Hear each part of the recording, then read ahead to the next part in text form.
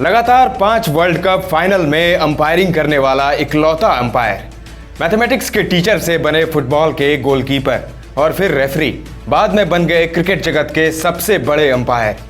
सर्वाधिक टेस्ट मैचों में अंपायरिंग का बनाया रिकॉर्ड, लेकिन कहलाए बेईमान अंपायर। अंपायर जो बना क्रिकेट के भगवान का दुश्मन, जिससे हर भारतीय करते हैं नफरत। दोस्तों, क्रिकेट के मैदान पर लिए गए निर्णय बड़े मायने रखते हैं, और खासकर वो निर्णय जो अंपायर लेते हैं। मैदान पर 2 अंपायर होते हैं और एक थर्ड अंपायर उनको असिस्ट कर रहा होता है। असल में उसका काम मैदान पर खड़े दोनों अंपायरों को सहायता करना होता है, लेकिन अंतिम निर्णय मैदानी अंपायर का ही होता है। मैदान पर बढ़ते गलत फैसलों के चलते खेल में बदलाव हुए और अब डीआरएस का उपयोग होता है। डीआरएस का मतलब है डिसीजन रिव्यू सिस्टम, जिसका इस्तेमाल कर टीम के कप्तान या बल्लेबाज मैदानी अंपायर के खिलाफ करते हैं। अगर कप्तान या फिर बल्लेबाज को लगता है कि मैदानी अंपायर ने गलत निर्णय दिया है, तो वो डीआरएस की मांग करते हैं। अगर कप्तान या फिर बल्लेबाज को लगता है कि मैदानी अंपायर ने गलत निर्णय दिया है, तो वो डीआरएस की मांग करते हैं, और फिर सब दूध का दूध और पानी का पानी हो जाता है। लेकिन आज से 10 साल पहले ऐसा नहीं होता था। मैदानी अंपायर का निर्णय अंतिम निर्णय होता था और कोई भी उस पर विरोध या फिर उंगली नहीं उठा सकता था। इसीलिए तब अंपायरों को सटीक फैसले देने होते थे, क्योंकि उनके फैसले पर सब कुछ टिका होता था। अंपायर के एक फैसले से मैच का परिणाम तक बदल जाता था, लेकिन खुशकिस्मती से अब ऐसा नहीं है।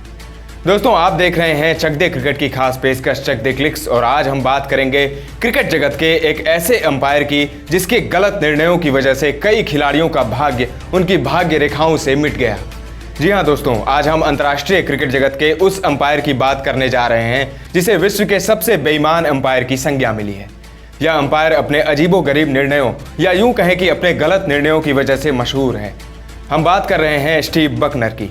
यूं तो यह नाम सुनते ही भारतीय क्रिकेट प्रशंसकों के सामने बेईमानी की जीती जागती तस्वीर सामने आ जाती है, लेकिन स्टीव बकनर की अंपायरिंग से सिर्फ भारत ही नहीं बल्कि समूचे विश्व क्रिकेट को भारी कीमत चुकानी पड़ी, और शायद इसी वजह से इंटरनेशनल क्रिकेट काउंसिल यानी आईसीसी ने 24 नवंबर 2009 को डिसीजन रिव्यू सिस्टम यानी डीआरएस को लाया।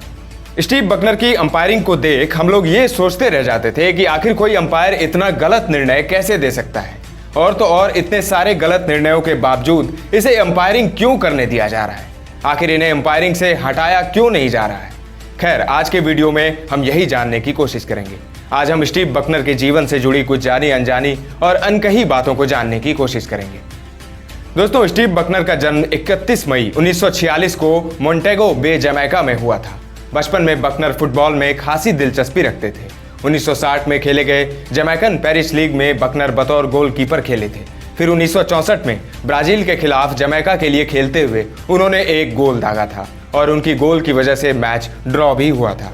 1988 में फुटबॉल वर्ल्ड कप में खेले गए एल साल्वाडोर और नीदरलैंड्स एंटिलीज के बीच क्वालिफायर मुकाबले में मैच रेफरी बने थे स्टीव बकनर। इसके अलावा बकनर हाई स्कूल में मैथमेटिक्स के टीचर भी रहे, लेकिन फुटबॉल में वो अपना करियर नहीं बना पाए, और यही वजह रही कि बकनर ने क्रिकेट अंपायरिंग की राहों को चुन लिया। यानी क्रिकेट के अंपायर बनने से पहले बकनर एक टीचर और एक फुटबॉल प्लेयर और रेफरी भी रह चुके हैं। 18 मार्च 1989 वो दिन था जब स्टीव बकनर ने पहली बार किसी अंतर्राष्ट्रीय क्रिकेट मैच में अंपायरिंग की थी। वो एक वनडे मैच था, एंटीगुआ में भारत और वेस्टइंडीज के बीच। उनका पहला टेस्ट इंटरनेशनल मैच था सबीना पार्क, किंगस्टन, जमैका में, जो कि 28 अप्रैल से 3 मई 1989 के बीच वेस्टइंडीज और भारत के बीच खेला गया था। कुछ इंटरनेशनल मुकाबलों में अंपायरिंग करने के बाद बकनर को ऑस्ट्रेलिया में होने वाले 1992 वर्ल्ड कप के लिए अंपायरिंग करने के लिए चुन लिया गया। यही नहीं, ज्यादा अनुभव न होने के बावजूद बकनर ने फाइनल मुकाबले में अंपायरिंग की थी। इसके बाद वो अगले 4 वर्ल्ड कप फाइनल 1996, 1999, 2003 और 2007 में भी खड़े रहे।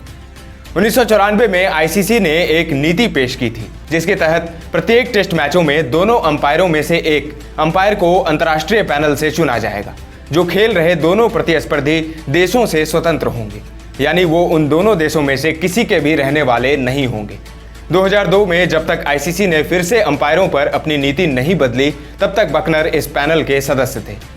तब से टेस्ट मैचों में दोनों अंपायर और ओडीआई में अंपायरों में से एक प्रतिस्पर्धी देशों से स्वतंत्र रहे। अधिकारियों को अब आईसीसी अंपायरों के एलिट पैनल से चुना जाने लगा, जिन्हें आईसीसी दुनिया का सर्वश्रेष्ठ अंपायर मानती थी। अपने रिटायरमेंट तक बकनर उस एलिट पैनल का हिस्सा रहे थे। स्टीव बकनर ने अपने करियर में 128 टेस्ट मैच और 181 वनडे मैचों में अंपायरिंग की, लेकिन इसके बावजूद अपने अंपायरिंग करियर में गलत निर्णयों और अपने बेईमानी वाले रवैये के चलते सुर्खियों में रहे। अब हम आपके सामने स्टीव बकनर के कुछ ऐसे गलत अंपायरिंग निर्णयों को रखेंगे जिनके कारण उस दौर में बकनर की अंपायरिंग पर खुलकर विरोध हुए थे। पहले नंबर पर आता है साल 2003 में सचिन तेंदुलकर को ब्रिस्बेन में दिया गया गलत एलबीडब्ल्यू आउट। दरअसल उस मैच में ऑस्ट्रेलियाई तेज गेंदबाज जेसन गिलेस्पी गेंदबाजी कर रहे थे और उनकी अधिक बाउंस वाली गेंद को छोड़ते हुए सचिन ने अपना बल्ला पीछे किया और गेंद पैड के काफी ऊपर लगते हुए कीपर के पास गई। ऑस्ट्रेलियाई खिलाड़ियों द्वारा अपील की गई और स्टीव बकनर ने तुरंत ही सचिन को आउट दे दिया। इस दृश्य को देखकर सचिन भौचक्के रह गए थे, लेकिन वो बिना कुछ बोले पवेलियन लौट गए। स्टीव बकनर के घटिया अंपायरिंग का दूसरा मामला आता है साल 2000 के इंग्लैंड बनाम पाकिस्तान फैसलाबाद टेस्ट मैच के दौरान, जहां पर बकनर ने पाकिस्तान के सकलेन मुश्ताक की गेंद पर इंग्लैंड के पूर्व कप्तान नासिर हुसैन को गलत एलबीडब्ल्यू आउट दे दिया था। तब बॉल हुसैन के बल्ले में लगने के बाद पैड पर लगी थी। नासिर हुसैन उस निर्णय से इतने आश्चर्यचकित थे कि वो कुछ समय के लिए क्रीज पर खड़े रह गए। वो ये समझ नहीं पा रहे थे कि उन्हें आउट किस बात पर दिया गया है। स्टीव बकनर का अगला गलत निर्णय साल 2008 में भारत बनाम ऑस्ट्रेलिया एडिलेड टेस्ट मैच के दौरान आया, जब बकनर ने राहुल द्रविड़ को कॉट बिहाइंड आउट करार दे दिया, जबकि बॉल तो द्रविड़ के बैट के आसपास भी नहीं थी। बकनर का एक और गलत निर्णय आया साल 2007-8 बॉर्डर गवास्कर ट्रॉफी में, जिसमें खिलाड़ियों के आपसी समझ के अभाव में मंकी गेट जैसे बड़े विवाद ने जन्म लिया था। दरअसल उस मैच में ईशांत शर्मा की गेंद पर एंड्रू साइमंड्स का मोटा एज लगा और एमएस धोनी ने कैच करते हुए आउट की अपील की, लेकिन इतने मोटे एज लगने के बाद भी बकनर पर इसका कोई असर नहीं पड़ा और उन्होंने साइमंड्स को नॉट आउट दे दिया। बाद में रिप्ले में अल्ट्रा एज में दिखाया गया कि बल्ले का एक मोटा बाहरी किनारा बॉल को लगा था।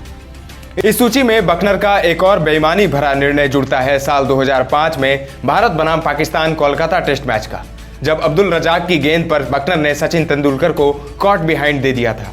सचिन के साथ साथ विकेटकीपर कामरान अकमल को भी पता था कि बॉल बैट के काफी दूर से निकली है। यही कारण था कि अकमल ने अपील भी नहीं की थी, लेकिन बकनर तो भाई बकनर थे, बिना अपील के ही उन्होंने सचिन को आउट दे दिया। इसके अलावा भी कई उदाहरण हैं जिससे बकनर को एक पक्षपाती और बेईमान अंपायर की ख्याति प्राप्त है। मई 2006 में बकनर ने टीवी कंपनियों पर आरोप लगाया कि वो अंपायरों को खराब दिखाने और प्रमुख खिलाड़ियों को अच्छा दिखाने के लिए उनकी छवियों से छेड़छाड़ कर रहे हैं। वह उन 5 अधिकारियों में से एक थे जो 2007 के विश्व कप फाइनल में गलत निर्णय के लिए जिम्मेदार थे, जिसके परिणाम स्वरूप खराब रोशनी में खेल जारी रहा था। नतीजतन सभी 5 अधिकारियों को दक्षिण अफ्रीका में 2020 विश्व चैंपियनशिप से निलंबित कर दिया गया था। आईसीसी में क्रिकेट के महाप्रबंधक डेव रिचर्डसन ने कहा है कि 2005-06 के दौरान बकनर की अंपायरिंग सटीकता 96% थी, जो कि एलिट पैनल के लिए 94.8% के औसत से अधिक थी। 2007 में उन्हें umpire of the year award के लिए शॉर्टलिस्ट किया गया था, जिसे अंततः साइमन टफल ने जीता। बकनर के लिए चीजें और बदतर तब हुई जब जनवरी 2008 में सिडनी में दूसरे टेस्ट में भारत की हार में उनके कई गलत फैसलों के योगदान के बाद पर्थ में ऑस्ट्रेलिया और भारत के बीच तीसरे टेस्ट में आईसीसी द्वारा उन्हें अंपायरिंग से हटा दिया गया और उन्हें तीसरे टेस्ट मैच के लिए बिली बॉर्डन द्वारा बदल दिया गया था। पूर्व अंपायर डिकी बर्ड ने अपने वक्तव्य में कहा है कि बकनर ने हद पार कर दी थी, जबकि बकनर ने अपने निष्कासन के लिए भारतीय क्रिकेट बोर्ड बीसीसीआई के वित्तीय शक्ति को दोषी ठहराया। स्टीव बकनर के अंपायरिंग करियर पर पीछे मुड़कर देखते हैं तो हम पाते हैं कि उन्होंने सचिन तेंदुलकर और भारत के खिलाफ कई गलत निर्णय दिए और शायद इसी के लिए उनको याद भी किया जाता है।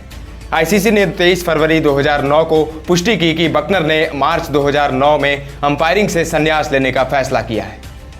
बतौर अंपायर उनका अंतिम टेस्ट मैच था साउथ अफ्रीका बनाम ऑस्ट्रेलिया तीसरा टेस्ट, जो 19 से 23 मार्च के बीच केपटाउन में खेला गया था, और उनका आखिरी वनडे इंटरनेशनल था 29 मार्च को बारबाडोस में खेला गया वेस्टइंडीज बनाम इंग्लैंड मुकाबला। 20 साल के अंपायरिंग करियर का यह अंत था।